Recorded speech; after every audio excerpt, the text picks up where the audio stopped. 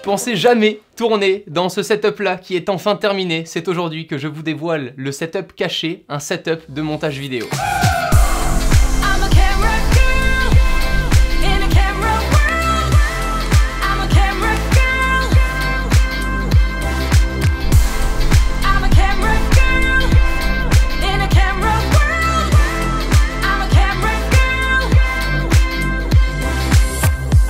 Ça y est, je peux enfin vous en parler. Les deux configs sont installés, vous voyez les deux bureaux différents, ils servent tous les deux à pouvoir éditer, monter et publier les vidéos qu'on produit aujourd'hui. Il se trouve que les boîtiers nous ont été fournis par l'équipe Millennium que j'avais pu rencontrer cette année à la Paris Games Week. Je leur avais parlé comme quoi j'avais pour projet d'agrandir la production et de pouvoir avoir des locaux différents cette année. Vous avez vu, vous avez pu suivre ça sur la chaîne, c'est le cas. Ils ont accepté de m'accompagner là, ce n'est absolument pas un partenariat mais un échange de bons procédés. Ils font des super bonnes configs. Ces configs là qui nous ont été envoyés sont des configs vitrines, c'est absolument pas ce qu'ils souhaitent vendre, ils veulent simplement montrer à travers ces configs là qu'ils ont toute l'expertise pour vous accompagner, que ce soit en expérience de jeu vidéo ou alors en édition de vidéo. La config est équipée ainsi. Tout d'abord on retrouve un processeur i9 9900K qui nous sera vraiment très utile lors des rendus vidéo, associé à la carte mère Asus ROG Strix Z390i.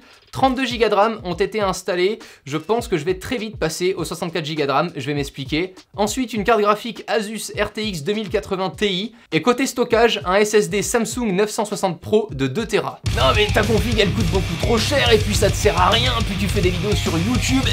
Je m'en bats les couilles. Vraiment, genre mon kiff aujourd'hui c'est quand je tourne des fichiers en motion JPEG avec un format ultra lourd en 4K à 60 images secondes, c'est de pouvoir les éditer correctement sur un ordinateur sans avoir à rééditer de nouveaux fichiers moins lourds pour pouvoir monter ma vidéo tranquillement. C'est un gain de temps énorme de mon côté, c'est pour ça que j'ai choisi d'avoir deux configs. Mais pourquoi deux PC? Il a besoin que d'un PC, il a que deux mains. Ouais, t'as totalement raison, jusqu'à présent. Sauf qu'aujourd'hui, on a la chance de ne plus être tout seul à créer dans ces locaux-là. Vous le savez, il y a de plus en plus de youtubeurs qui viennent collaborer ici avec nous, et parfois il se trouve qu'ils restent un peu plus longtemps dans les locaux. C'est pour ça qu'on a deux configs PC, pour qu'on puisse être à deux à la fois en train de travailler sur nos projets. Ce n'est plus du matériel personnel. Voyez le matériel aujourd'hui que je vous présente comme un moyen de collaborer avec d'autres créateurs sur du long terme et de pouvoir aider d'autres créateurs qui n'ont peut-être pas la chance chez eux d'avoir ces configs-là. Mais aujourd'hui, personnellement, je n'ai pas besoin d'autant de machines à la maison. Et c'est pour ça que je suis pas à la maison. Parmi les dernières vidéos, il y en a une dans laquelle j'ai montré un behind the scene par rapport au plan qu'on avait filmé sur la vidéo tuto Aurore Boréale. C'était toute la partie de ce qui se passait lorsqu'on filmait. Là, on est vraiment dans la partie, une fois qu'on a filmé, qu'est-ce qui se passe? Eh bien, je tout simplement mes rush sur une carte, alors que ce soit des cartes SD, des cartes XQD, des compact flash, des CFast, on s'en fiche. Elles arrivent toutes dans l'ordinateur. Ensuite, ces fichiers-là sont directement doublés dans le serveur et puis triplés dans un boîtier SSD de 1 Tera sur lequel on marquera le rush pour pouvoir soit continuer de monter la vidéo chez nous ou en voyage ou en déplacement. Ça va vraiment nous servir dans la production pour pouvoir travailler où l'on souhaite. Ensuite, dans ces machines-là, on travaillera avec Adobe Premiere Pro et toute la suite Adobe, puisque j'ai un abonnement maintenant depuis un bon moment où j'utilise tous ces logiciels-là, que ce soit pour faire les miniatures, éditer les vidéos, et même parfois un peu d'After Effects, mais ça c'est pas de mon côté, c'est plutôt Florian qui y touche un peu plus que moi. Une fois qu'on a commencé à assembler nos belles vidéos, souvent on a envie de les habiller avec des musiques sympas. Personnellement, j'utilise Epidemic Sound, je le mets depuis un moment dans la description de mes vidéos, vous avez un lien de parrainage qui vous permet d'avoir 30 jours d'essai gratuit, vous pouvez vous désabonner au bout des 30 jours sans rien payer du tout, et ça vous permet d'accéder à une énorme banque audio, musical, appelez ça comme vous voulez. Vous avez des effets audio, vous avez des swoosh, vous avez des SFX, tu sais, des trucs qui crépitent, enfin bref, t'as vraiment de quoi t'amuser niveau audio et sound design, et c'est vraiment ce que j'utilise H24 maintenant pour mes vidéos. Au niveau des écrans, comme je vous l'ai dit tout à l'heure, on a exactement la même config, et comme ça, aucun jaloux entre créateurs quand ils arrivent, il n'y en a pas un qui peut me dire « Ouais, moi ça bug et lui non ». Pourquoi? On a deux écrans 21/9, 34 pouces de chez LG, c'est super propre, j'aime beaucoup ces écrans-là, et je les trouve parfaits surtout pour de l'édition vidéo, puisqu'on aura une timeline encore plus longue que sur un écran 16/9. Au niveau de l'écoute, on est dans une petite pièce, donc si on mettait des enceintes, c'était le caca, mais vraiment horrible, parce que celui qui allait travailler et qui avait besoin de silence, il allait être très embêté.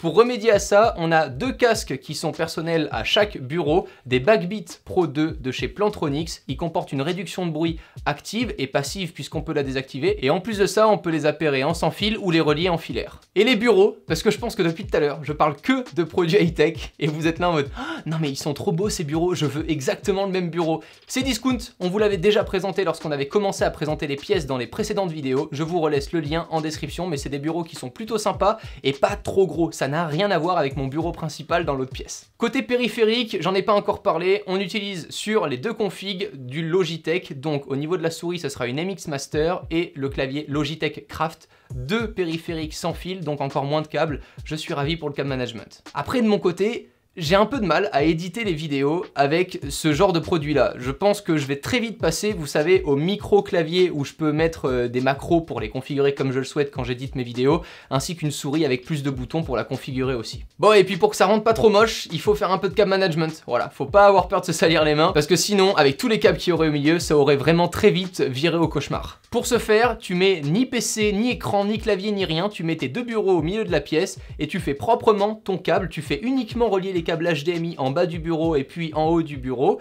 pour les relier à l'écran. Pareil pour les câbles d'alimentation, les câbles USB, les adaptateurs, et une fois que tout ça c'est fait, tu viens tout serrer proprement, que ça soit avec des réselants ou avec des petits bandeaux à scratch. De toute façon, je te relaisse mon pack câble management personnalisé dans la description, puisqu'il y a aussi les multiprises qui ont été fixées en dessous du bureau. Ah non mais je voulais vraiment rien qu'on voit. Au niveau du design, tout le reste reste vraiment très minimaliste. Vous l'avez vu, même les boîtiers sont assez petits, je les trouve vraiment très bien finis, avec le petit logo Millennium à son centre, et tous les composants sont en RGB et je peux tout diriger via l'ordinateur. Si jamais je veux faire un peu mon kéké et mettre les 2 ordi en rose, je peux le faire, ou en bleu, ou les faire multicolores. Et pour finir en beauté avec le côté minimaliste, simplement 2 petites étagères et 2 petites figurines posées dessus, mais je me suis bien cassé les pieds quand même pour les fixer. Et puis seules les personnes qui auront tenu jusqu'ici dans la vidéo comprendront pourquoi toute la pièce a été recouverte de film noir. On ne voulait aucun reflet dégueulasse dans les écrans, aucune lumière du jour qui puisse venir nous perturber lorsqu'on voit mal un plan ou qu'on a quelque chose de mauvais qui apparaît à l'écran et qu'on le voit pas forcément à cause de tous ces reflets là ambiants. Donc on est vraiment là dans notre bulle. Voilà, c'était tout pour la présentation de ce setup caché. Vous savez tout, je vous ai tout dévoilé aujourd'hui de nos nouveaux locaux. On continue à se suivre dans les prochaines vidéos. D'ici là, si c'est pas encore fait, abonnez-vous et moi je vous dis à très vite. Ciao tout le monde.